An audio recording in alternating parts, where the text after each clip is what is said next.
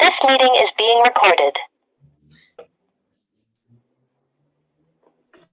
Good morning, everybody, and welcome to our How to Take Over the World session. My name's Mark, and I'm hosting you for today. Thank you for joining us on our this chilly Friday. It's been a busy week, so let's jump straight into it. Just a reminder of our purpose. We do the combination of helping entrepreneurs access finance and access to markets. This could be everything from capital raising, enterprise supply development, ETIC, grants and incentives, triple BE strategies, communication and public relations related activities. Just a quick tune to get you going this week. Rihanna, cheers and drink to that. Two fun facts. I didn't know this, but you know, Rihanna's real name is actually Robin Fenty. She's the wealthiest female musician in the world at the moment, but interestingly, the majority of her wealth doesn't come from performing. She's got a couple of different fashion lines and other businesses, and this is where the majority of her wealth actually comes from. So two fun facts for the day.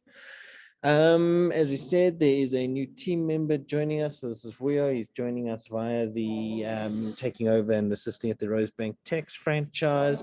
And he'll be working with us to kind of run and develop our financial controls internally on this side as well. Just some of the things that we're working on. AMS is still running this campaign with the Blossom Care Solutions team. This is where we've had a whole lot of influencers going out into the market and driving the uptake of the sanitary pads for the young women. You can fund young women from 240 Rand a year with access to sanitary pads. If you need any information about this, post your detail, AMS will post your details into the chat facility and you'll be able to reach out to her. I think we're going to do nearly 15,000 Rands worth of sales just via us. The project's raised over 100,000 and counting. Just some success stories this week. So one of our clients is BusyMed, which is effectively they dub themselves the Uber of the pharmacy services, and they've just recently been featured through some media work we've done on the iAfrica platform, and there'll be a couple of other media opportunities for this organization shortly. This was something fun that Cameron worked on this week. She has been working on a project with Pizza Hut, collecting youth stories. These stories in this particular report looked at what did the youth do with their first salaries that they received during the after taking the work opportunity, and there's some really interesting and insightful developments there. As say, the Rosebank Tax franchise is coming on board, and we expect to be fully operational during the month of June. So we're very excited about that, and I think that it's a nice add-on. So anybody who's running businesses in Rivonia, Rosebank, Parktown, Parkhurst, Greenside, etc., we'd love to work with you and help you develop your accounting systems there. Big lesson from the previous week, and this was Cam and I were chatting about it. Catch yourself before you say I can't. I think it's often you get given a task and you think it's specifically when you get tight deadlines, is to say I can't do something is easier than to say how do I do something. So when if your first instinct says I can't, think about it and think how we can say I can. Just some of the things we are watching this week for all of us who are planning to be traveling in June. Commie has once again been grounded, and that's obviously impacted the Kalula operations. So that means that ticket prices have gone up quite dramatically. Massive drop in ANC support. So there's a lot of by-elections happening at the moment. And interesting one, I mean, obviously Soweto is one of the kind of key parts of the ANC's voting electorate, and in 10 years their support has dropped from 90% to 32%. That was as of yesterday when they completed the by-election there. That's quite significant. Elon Musk says Tesla workers need to be back in the office. So while everyone's talking about the remote working policies, Elon Musk has his own thoughts around that and says that all of Tesla needs to be back at the office and doing face-to-face interactions. Quite a contentious topic at the moment. There's been new leadership changes at Alex Forbes, which used to be known as Alexander Forbes, and it's got they've driven a big emphasis on triple BE within their organization and for all of the people managing funds on their behalf. And there's been quite a big pushback, both across the industry, saying that you can't simply mandate triple BEE as part of their initiatives. And there's been an interesting debate that's happening in the market there. And then this is a fun one, and I think Paula will appreciate this. Government's actually planning to develop 2 new universities. The first one is a crime detection one, which they're looking to establish in Hammanskraal, and the second one is the University of Science and Innovation. So lots on the go at the moment. And did I miss anything that we've been working on that I haven't covered there? I don't think so. I think that's all of it. Awesome. So then what I'm going to do is I'm going to hand over to Emma to launch into her presentation. Em, over to you. Awesome. Thank you so much. Do you mind just giving me sharing screen permissions? There we go.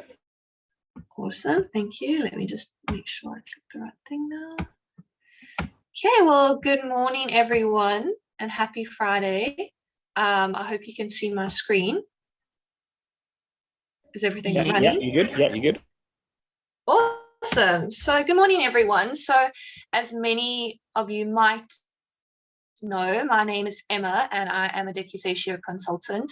So I've presented here a couple of times over the last few months. So I decided to be a little bit innovative and shake things up so that you can hear other voices from other women in business.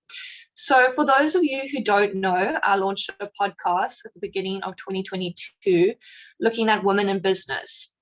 In doing this, I've had the privilege to network and sit down and speak with influential and accomplished women in business who are entrepreneurs, senior executives, board members, and all-round successful individuals and professionals. So to give a little bit of context regarding the aim of the podcast, it's evident today that girls are taking over the world in the global workspace. In South Africa, we still have a lot to do in terms of workplace equality. But if we look at the global trend, women are going to be taking on more senior roles in the business community and are starting more businesses. And I want to play my part in driving this in South Africa. So over the last few weeks and months, I've interviewed women who are shaking up the world and really trying to understand what makes them tick. I've had the most interesting and insightful conversations, and I've heard great advice, and this is what I would like to share with you today. So my most recent interview, which was published last week, was with Renisha. Renisha is passionate about creating spaces where children can feel empowered and included. She is a qualified occupational therapist who has worked in special needs education, employment programs for young people with disabilities, and community organizations as an innovation manager to amplify impactful initiatives. As the co-founder of My Online Therapist, she sees online therapy closing the gap between those who can access private therapy services and those who cannot. And that is what makes this business model so exciting. She also hopes that the principles of play and conscious parenting can be widely spread through My Online Therapy services. As a co-founder of her business and a successful career professional, I asked her what advice would she have for women in her industry, and this was her answer. Yeah, I mean, I think my advice would just be, something that someone had said to me is just be hungry and be foolish, take on the opportunities, big or small, ask the questions, as silly as you think they might be, or as intelligent they might, just be foolish about it, because you never know where that's going to lead you, and I think similarly with work and business processes, there's always so much to learn. There's so much innovation happening all the time. It can become so overwhelming at times, but to really be able to be curious and not see it as you falling behind. I think that was a lot of my feeling, was just like, I can't, there's so much going on. There's so much new technology all the time. I can't keep up. But the sense of like, there's so much new technology. I can't, it's just reframing it for yourself. Yeah. And then finding that support network, I think that support system that you can lean on. taking care of your mental health, I find, is just key to keeping every woman has so much going on beyond just a business. And I think the mental health and the mental load that takes on you is really, really tough at times. So prioritizing that is also part of the superpowers that we have as women. So my next guest is Intercausal. So Intercausal is a content strategist and business developer who also has expertise in journalism and public relations.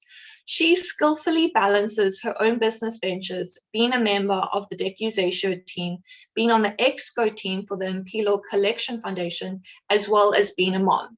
So one of the common themes that I found in speaking to so many women is that a lot of them are moms or plan to be, and that family is their number one priority. And so it's so important for them to strike that balance between work and personal life. Intercausal is a mother herself, and so I asked her what advice she could share for women who want to juggle it all and synergize all the activities going on in their busy lives. And so this was my question that I proposed to her, and here is her advice. Is to be easy on themselves, and that it's okay to not always juggle it all. It's okay to let a few balls fall. There will always be someone who is actually ready and willing to pick it up. It's okay to take a step back. I feel like one of the biggest things we do on ourselves, especially as women, is thinking we have to do everything and do everything with perfection. If you overwhelm yourself and you burn out, then nothing's going to get done. So I think it's okay to play a little bit, to be easy on yourself, to be goofy, to be silly, to not always be serious, to not always be thinking about business. That's okay. And I think there is power in also, making the right networks, having the right kind of people around you. It goes a long way. So I think, people should really make an effort in building that. And also self-development is also an important thing. And finally, here's a little sneak peek from our most recent podcast episode that I sat down and spoke with. It's featuring Farai, and the video will be coming out soon. So Farai is the Chief Partnership Officer at Youth Employment Service, YES, and is the youngest EXCO on the management team. YES is a business-led NPO and works in partnership with government and labor to initiate policy changes which incentivizes the creation of jobs for youth. She is also the co-founder of the youth-led organization Africa Matters. Africa Matters empowers young Africans to lead through leadership skills, capacity,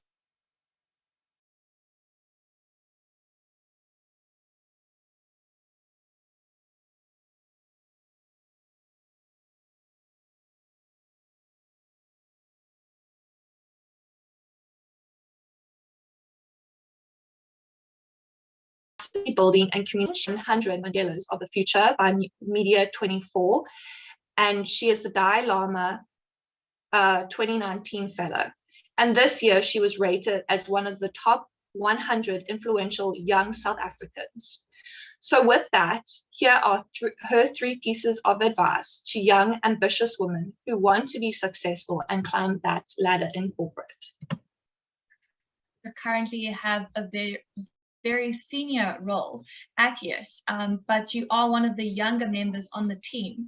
So would you have any advice for ambitious young women to ensure that they are taken seriously and don't become maybe intimidated by personalities in the workspace or older people who might dominate conversations? So Emma, I really love this question because it's such a critical one.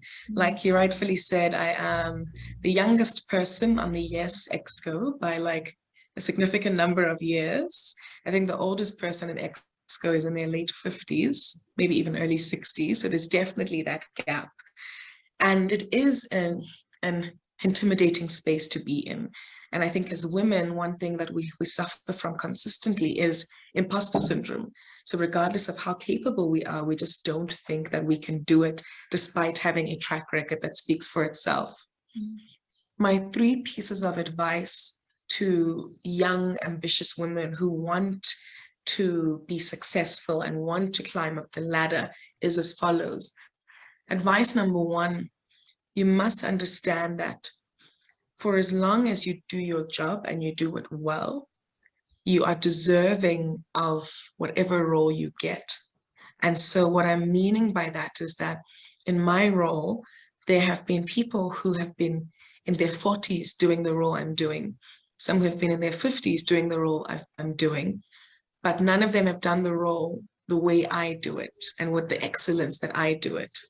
And that's to show that we're still capable, but you have to believe in yourself that you can do it. And you have to believe that even if you've got people who are older than you reporting to you, you are there for a reason. You are highly capable. So one is that fully immerse yourself in your role, be aware of what your JD says, do everything exceptionally, and compare yourself to yourself, not to those others who came before you. Number 2 is to say, you have to be an expert at what you do. When they think of calling up someone who can speak about youth unemployment, I want people to think of Farai, because Farai is young, Farai is Black, and she's a woman, and has many shared lived experiences with the demographic we're targeting. When we want people to speak about finances, for example, and investments, we want them to know that Emma is our go-to person. And you have to become an expert at what you do and be that subject matter expert such that when you are in a room, you are confident in what you are saying and you know your story. So be an expert in your trade. Advice number 3 is set boundaries. Often when you are a young woman, and like me, unmarried, don't have human kids, the perception is, okay, so Farai is going to go home and she's going to keep working because she doesn't have the rest of the responsibilities that we have. And you have to set boundaries. I make very clear boundaries. In the week, if I have to work really late, I'll do so. But on weekends, I do not work. On weekends, I'm going to spend time with my partner, with my fur babies, with the family, with my friends. I am not going to work because, yes, I may not have responsibilities that other members of EXCO have, but I'm still a human being that's got needs, that's got family, that wants to be social with others, and I must enjoy that fully. So if you're interested in hearing more from these women and others, the full interviews are available to watch on Decusatio's YouTube page. So furthermore, if you would like to be a guest feature or know of anyone that you would like to nominate to feature, then please drop me an email. And don't forget, empowered women empower women. So thank you so much for listening to my presentation. Fabulous. Thanks, Em. And I mean, I think this is, it's been a really important part of your professional development. I think for all of the team, I think one of the things we've driven a lot is the fact that you need to focus on building your network and meeting people. I think the only way you get the work hardening is through meeting people and growing through what they learned and what some of their learned experiences. So nicely done. And I urge you all to go and see the way that Emma's put this series together and how it's grown over the last 2 or 3 months. It's very cool. And it's becoming a very nice property and something she's known for. So well done, Em. Any other thoughts or comments?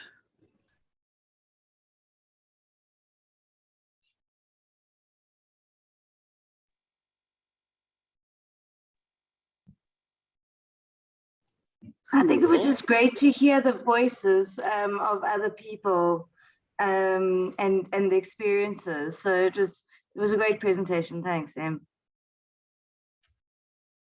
Awesome, thank you. Awesome, thank you. Alrighty, then I'm going to jump straight into I'm up next. So basically what I've done is I have done 6 reasons to be optimistic about the South African economy. So I think one of the things about being South African is it's very easy to be a pessimist. We always look around, we always find the news headlines and we try and find things to be pessimistic about why South Africa won't work. So I've decided we're going to find 6 reasons to be optimistic. And here we go. Reason number 1 is the unemployment figures came out this week for the first quarter, and the economy added 370,000 jobs in the first quarter of 2022. Unemployment rate dropped to 34.2%. It's still very high, but it is a noticeable improvement. And obviously, as organizations feel more comfortable, they start recruiting more and they bring in new people. So I think, confidence feeds confidence. So hopefully this is a trend that carries on. However, and this is just one thing I want to remind you all about some of the purpose of the work that you guys do. And the expanded definition of unemployment rate, the expanded definition of the unemployment rate still sits at 45.2%. And I have actually been looking at some CVs this week and done some interviews. You'll still be stunned at the number of people who are really struggling to find work. The expanded definition sits at 45.2%. So in other words, nearly 5 out of 10 South Africans simply can't get work. So just be aware of that and recognize that the work you do has an impact. Second reason to feel optimistic, the advertising revenue is rebounding. So this week there have been a couple of companies reporting their figures, but people are spending money on advertising. They are feeling somewhat more confident than they were a couple of months back. Africa Media Entertainment reported 25% increase in revenue and 79% increase in profitability. So AME is listed on the JSE. They own things like Classic FM, a couple of the other radio shows, MoneyWeb. So that's quite good to see media companies demonstrating increases in revenue and profitability. Reason number 3, the ABSA Purchasing Manager Index is up again. It's up through May, despite some of the flooding and the events in KZN. It's up again for the second month. So manufacturing activity is definitely picking up. Hopefully this carries on through the rest of the year. Reason number 4, just yesterday, 3 emergency power projects have been approved to add 150 megawatts to the grid before the end of 2023. There are another 8 projects to be signed off. Important thing about this is that it goes back to, these were projects that were actually announced over a year ago and taken this long to get going. So hopefully some momentum is developing there. In terms of South Africa's rating outlook, so if you know how ratings work for a country, they've got what's called a sovereign risk rating, and they have an outlook. So what you have a rating that you have at the moment, and then you have an outlook. And so when people raise your outlook, it says that you are potentially due for an increase in your ratings grade. This has been raised over the last month, and if this is still below investment grade, but if that goes up another notch, it means we will attract inbound investment. And last reason to feel optimistic, we can see accelerated change in the political landscape. Could the public sector actually start working for the public? I think that as we head into 2024, you're going to see that a number of the political parties are going to be pushing for and campaigning. And I think that you're going to see an increase in a focus on service delivery. I think eThekwini and in the KZN region, one of the municipalities for the first time in 20 years is back in the black and profitable, and service delivery is starting to appear there. And that's a trend that hopefully will carry on through the rest of the municipalities as well. And then lastly, just why does it matter? I think it matters because our phone and inboxes are ringing. We're getting inquiries in. We are getting the opportunity to put together proposals. So we are feeling quite optimistic. And I think that as people are supporting entrepreneurs, we need to work with small businesses and communicate the message that it is important to be optimists. So those are my 6 reasons for why we should be optimists about the South African economy. And hopefully that inspires you to go into the new week as optimists rather than pessimists. I'm going to stop there. Any thoughts or comments from the rest of the team? Can I just give a whoop whoop? We need more people to be optimistic about South Africa. And that's like solid reasons why we can be. So thanks, Mark. Yeah, I agree. I think that it's, if we spend the time telling potential clients that we are, reasons not to invest and not to grow, we're going to end up, we're not going to encourage them to spend the money on our services. So it is important to be an optimist. Any other comments? Awesome. With that, then I'm going to end the session. Thank you, everybody, for joining us today, and look forward to engaging with you next week. Cheers, guys. Happy Friday. Friday.